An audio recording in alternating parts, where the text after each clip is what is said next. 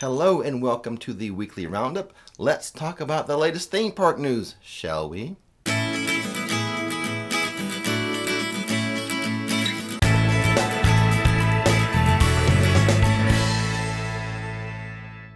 The big news of the week, of course, Disney Genie Plus. We'll have a whole talk about that later.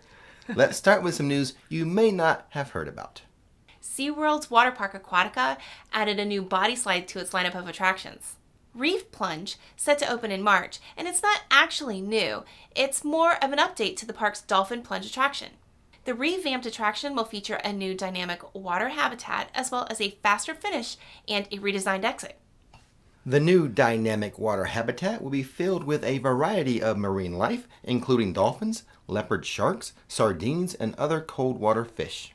As guests slide over 330 feet through translucent cutouts and rings, they will be able to spot animals in the habitat. Aquatica is making some updates elsewhere in the water park, including over 1,000 new lounges and chairs to increase the shade in the park. And there will be 2 new quick service locations, like a pizza place and a beach bar, right? Absolutely. Earlier this month, Universal Orlando announced that Shrek 4D will be closing after nearly 18 years of service in the park. That's going to close in January. They finally admitted, Universal has, that Fear Factor Live will also be closing permanently. I'm hesitant to call this news as, last June or July, the summer of 2020, I did a video where I said Fear Factor Live was going to go away permanently. But now Universal has finally admitted that. Now, currently, since it's Halloween Horror Nights, the Fear Factor Live Stadium is being used for the Halloween Horror Nights stage show. Universal has not announced the plans that's, going to replace the attraction. No official announcement what's going in there afterwards. Now, the theory is, according to some media sources, the theory is, that's your cue. Theory alert! Theory alert! We'll work on that. It doesn't have quite the same ring as rumor alert, but it's not a rumor. This is a theory. Right. This has been put out by a lot of other media sources. Multiple media sources that the attraction or the land, the area that Fear Factor now occupies would be used for a Wizarding World expansion. Right. London or Diagon Alley. A lot of opinions on Harry Potter attractions coming into the park. There's a group of people, anytime you mention like a new Harry Potter attraction coming in, they get kind of peeved. Like, oh no, not more Potter. We have enough Harry Potter stuff, not more Harry Potter. Am I right? Yes, there's some people out there who would argue that point. Yeah, there's a group out there. Yeah. I'm not saying everyone. Yeah, not me. Here's my thing. Here's my thought on it. You should be thankful. Everyone should be thankful for new Harry Potter attractions. You know why? Because Universal, they do not skimp on Harry Potter attractions. That's true. They mac out on that. They make sure that it is perfect to the T. First class. Yes. Now, if it's not Harry Potter, what are you going to get? So maybe some would say some questionable attractions, not quite first class attractions. We'll judge what comes in to replace Shrek, and we'll compare it to what comes in to replace Fear Factor if it is indeed a Harry Potter attraction. We'll see which one is better. My money's on whatever they do for Harry Potter, because they do not skimp. Spare no expense for Harry Potter or Jurassic Park. But again, all this is, conjecture. We'll wait to be seen. Yeah, we'll see. Epcot's International Festival of the Arts is returning. Yay! It's my favorite.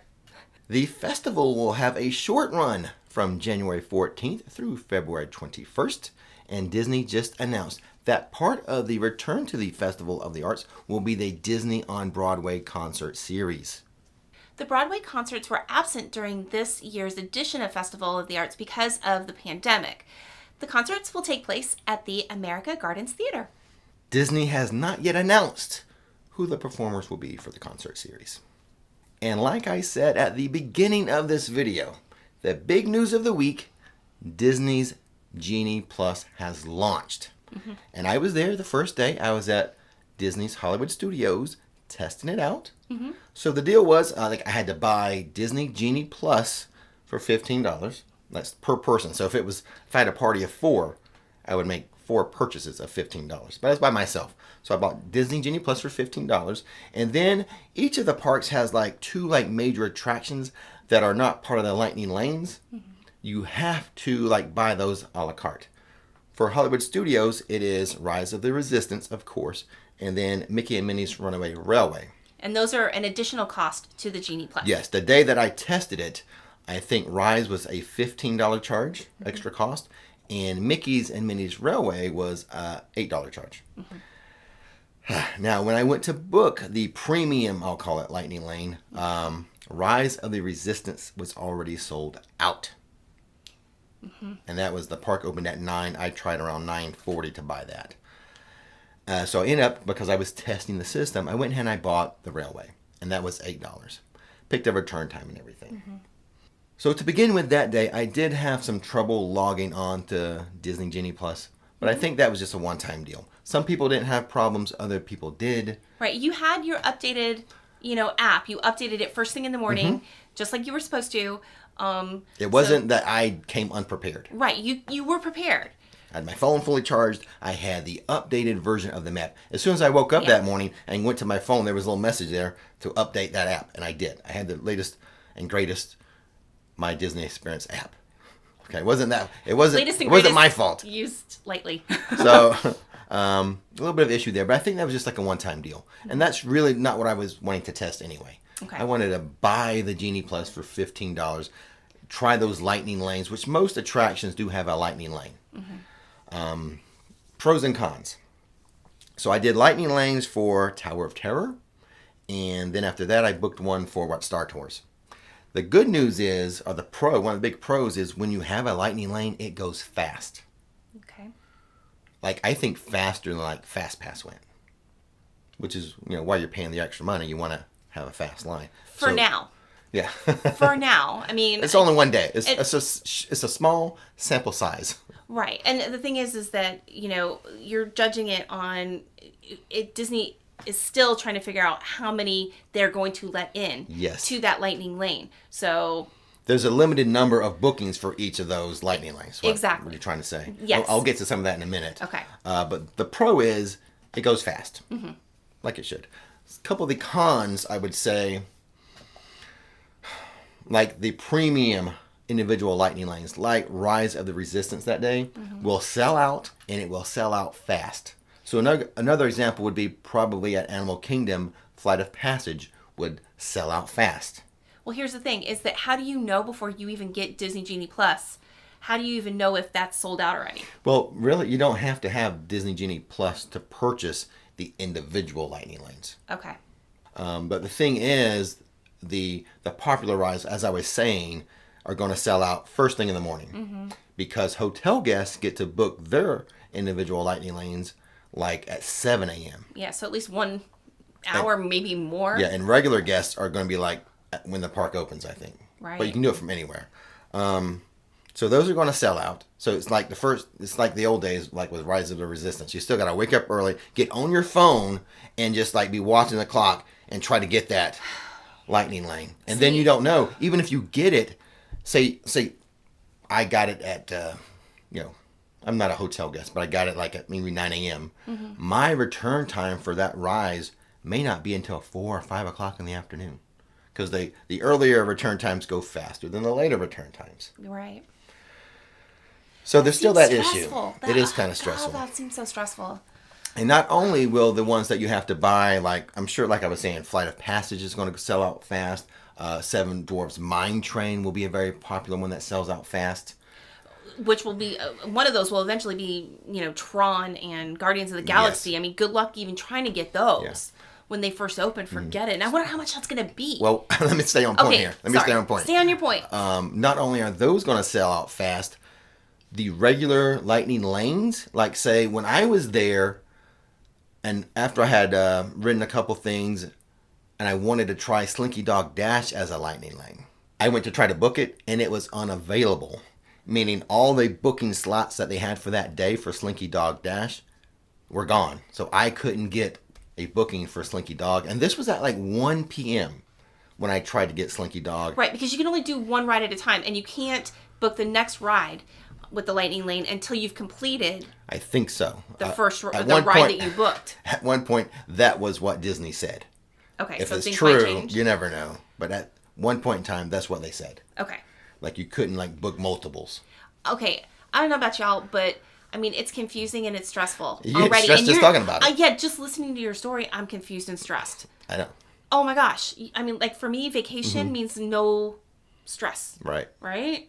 So, oof, okay. So that's one of the other cons. So the cons are selling out of the premium ones and quote unquote selling out, but becoming unavailable of the popular non-premium ones, such as Okay. Slinky Dog. And then the fact that like the return times.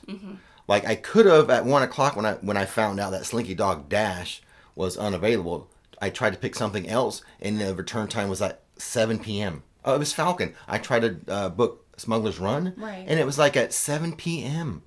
It's 1 o'clock. I'm not going to be there all day like that. Right. So those are cons. Okay. Selling out of the premium, your popular non-premium being unbookable, and then if something is booked but it's like way out in time, Wow. hours away from when you're trying to book.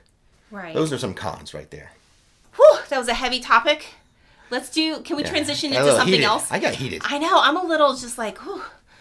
Yeah, we'll switch over to you be tripping. You be tripping. You be tripping. I be tripping. We all be tripping. Trying to get all of you tripping for sure. Yeah. Come trip with us. And what we're talking about is the new channel, Rix Road Trips. We had quite a fun road trip. Yeah. It was and it's free. What we did this past week was free to everyone. It was the Lake Apopka Wildlife Drive. Mm-hmm. Located let's say 35 minutes from the theme park areas. Super fun. It's almost like a Florida safari. It is. It's all Florida animals though. You're not going to see a giraffe or something. No, but we saw some huge gators. Alligators. Like at least two big ones. Yeah. It was a lot of fun. It was a fun like Sunday drive up, and it was free, like I said, which Yeah. is always nice. Exactly. When you're spending so much money on When the you're- theme parks and stuff, it's nice to have something to do for free. Yeah, you're spending $8 to ride Mickey and Minnie's Railway. And you can go to the safari, the Florida Wildlife Drive there for free. Lake Apopka Wildlife Drive, the official name. So what you want to do is I'll leave a link to that video. Okay. Go check out the video, subscribe to Rix Road Trips, click the notification button so you don't miss any of our adventures. Create a little bucket list of yourself, a little Florida bucket list of things to do here outside of the theme parks. Yeah. Before we get to the questions and answers segment, we have some new Flicksters to welcome to the channel, and you had a special shout out. I want to give a special shout out to Jennifer Waters, who she actually posted on my Facebook page that she had done the zipline adventure tour thing and that she had a blast and that she's watching and following kind of behind us with the road trips. So she has created a Florida bucket list. She from the has. videos. Oh, She good. has. And Jennifer, right? Yeah, and she said she had the time of her life. I mean, so she put the pictures in there and some of her videos. So it was really a lot of fun. Well, we've got more fun stuff for everyone to do. Seriously. We just did the Apopka Wildlife Drive. The one after that, oh my God. It was your favorite so far. It The one was. that's coming up after the Yes, this wildlife. coming week. Yeah. Oh yeah. Yeah, it was your And favorite. now, welcome the new producers and a supporter. Yes. So for producers, we have Chris and Lindsay. Welcome. Welcome. And then we have Robert Coranda. Yes, Did I get that right? Robert. You got Robert right. Okay. And then for a supporter is Muzzy Muzzy. Muzzaker? I don't know the last name, but That's Muzzy. why he makes me do this. I know, apologize. I did. Muzzy's an adorable name, I think though. Muzzy knows who they are. Yes. So thanks, Muzzy. Thanks for supporting Muzzy. Yeah. And now we can move on to questions and answers. All right. Here we Let's go. see how we do this week. Uh-oh. Anything controversial? Oh, before we move away to the questions and answers, behind Nikki's shoulder there, her right shoulder, the incident board. Uh-huh. At 18, we had no incidents with the alligators on the wildlife drive. No, on you the just road trips. you just scared me a little bit. I was like, can you get in the Jeep, please? I know some people like to look at the incident board there. Yes. 18 days without incident. We almost had an incident during the live stream at Halloween Horror Nights a couple nights ago, but We did? I did. You did? I didn't say the T. I Oh. cut short the word. I didn't say the T. No incident. Okay. Okay, questions Moving and on. answers. Here we go. This first one is from Matthew. I have been monitoring the Universal app park hours for a month now, and IOA has never been listed for early entry. Is this something that Universal does just during the summer or on a frequent basis? The early park admission, they bounce around between the two parks for whatever reason they have. I think the reason why you haven't seen IOA this past month is because Studios has had Halloween Horror Nights. And since they shut down the park early, they probably have that park having the early park admission. So there's another hour in the day at Studios. I got you. But they do bounce it between the two parks. I do not know the rhyme or reason. Maybe that's the reason for last month, though. Okay. All right, the next one is from Otis. Will Rick's road trips be going to Brevard Zoo? I hadn't thought of that, but now it's on the list to do. It's on the list. Yeah, we love adding to our road trip list. So and please send me suggestions. Yeah, if you guys have cool stuff. All over the state or out of state. Eventually, we'll make our way out of state. Yep. Plenty of stuff to do here first, though. Yeah, my daughter and I were talking about going to Georgia. So we're thinking about doing a road trip up to Georgia this summer. Savannah, right? Yeah, Savannah, Georgia. Very pretty place. Yeah. All right, next one is from Josh. Can you tell me what type of fanny pack is allowed at Universal and what rides you can wear it without taking it off to put it in a locker? It must be a 3-pronged fanny pack that goes across your waist. No, like the over-the-shoulder stuff. And we did a video on it. I did. Now, what it cannot go on, for sure, the rides that have Metal detectors. So that would be Rip Ride Rocket, the Hulk, and the Velocicoaster. Everything that's metal needs to go into a pocket. Or to a locker, I should say. Right. Every other ride should allow the fanny pack. Now, there may be some team members who are not as, up to date with the rules as others. Some may ask you to put it in the locker. So I would just do what the cast members or the team member says as you're trying to walk through the line. But, the Hagrid, I know Hagrid's has allowed it and everything. I've seen people on all the rides, pretty much. But sometimes team members will be like, no, put that in the locker. And you should just really do what they say. Right. You don't say, no, Rick said. Rick said this. No, don't do that. But we did a whole video on that too. So can you put that in the description? I'll look for it. Put a link for that. But, yeah. Yeah. All right. Next one is from Cindy Abrams. Hey, Cindy. Hey, Rick and Nikki. I am a diabetic and I'm worried about having my blood sugar drop while waiting in line. I know some rides require you to put everything in a locker before you get in line. Is there some kind of policy or exception for a situation like that? That's why I stopped myself in the other question or answer where I said metal. Because, yeah, you can bring candy. Okay. It's because candy's not going to set off or whatever you might need for your... whatever type of, whatever you need for food or snack that you need to level your blood sugar. Absolutely. Yeah, because that's not going to set off the metal detector. Right. I'm like, you have to take your annual pass with you so you can scan back in the locker and get your stuff out. Right. So if you need something for diabetes, you can have that. That'll be fine. Yes, exactly. All right. Yeah. I'm just saying, Universal's watching that. They're going to be mad at me. For what? Who knows? Saying, oh, Rick said you can bring candy in. Well, I mean... I'm just saying it's not going to set off the metal detector. And if there's any questions, Cindy, I would refer to guest services to make sure that, But get everything that you need to be safe and to stay healthy throughout your trip. I'm more than sure that they will help give you guidelines for that. Yeah. Absolutely. All right, number 5 is from Andy. We are visiting Universal, hopefully pre-COVID test pending from the UK at the end of November. In terms of Wi-Fi out of Universal Studios and Islands of Adventure, in your opinion, how good is the Wi-Fi coverage? And are there any ideas of the parks which have poorer service than others? Oh, any areas of the parks? Well, it's okay and it's improving. I'm noticing a lot more like 5G areas in the park. I think it's fine for what guests need to do on their apps for ordering food and checking wait times. Now, I will have issues live streaming, but that's a whole different animal than you just getting on your phone and checking for wait time or ordering some food or something. Okay. I think it's adequate, but improving. Yeah, the Wi-Fi, there are certain areas, like I think over by Men in Black, like I know that area for Wi-Fi is not, in the past has not been that great. Normally we don't use Universal's Wi-Fi. We use our own. Our own data. Our own data for that reason. Okay, the next one is from Deborah, and this is the last one. Okay. We are coming over to Florida in December of 2021, and we are looking for a nice restaurant in City Walk that has amazing seafood. Which would you recommend? I meant to show you that ahead of time because I can't think. I would not say any of the restaurants have amazing seafood in City Walk. Well, I mean, cowfish. Well, that's but more of a sushi place. It is. So I'm going to need the viewers' help. If you know of anything, put it in the comment section. But when it comes to City Walk specifically and seafood, I mean, there's Bubba Gump shrimp, but are we going to say that's amazing? Right. I mean, it's seafood.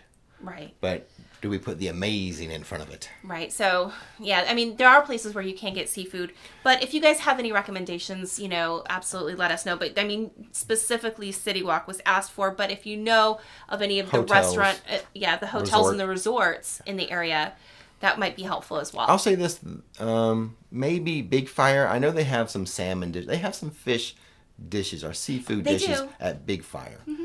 That might be, of all the restaurants in City Walk, maybe the best one for seafood. And make sure you get your reservations. Yeah. Don't wait until you get here in Florida to make those. Make them as soon as possible. Sorry I didn't have a better answer for that, but City Walk is really kind of lacking in that. Well, again, if you guys have any ideas, please share them. Well, in the park will be Lombard's. That's the seafood place inside of Universal Studios. So. Yeah. And again, viewers, share your thoughts. Definitely. And with all that being said, don't miss the magic, don't miss the fun. Thanks for watching Rix Flix, and now it's time to relax.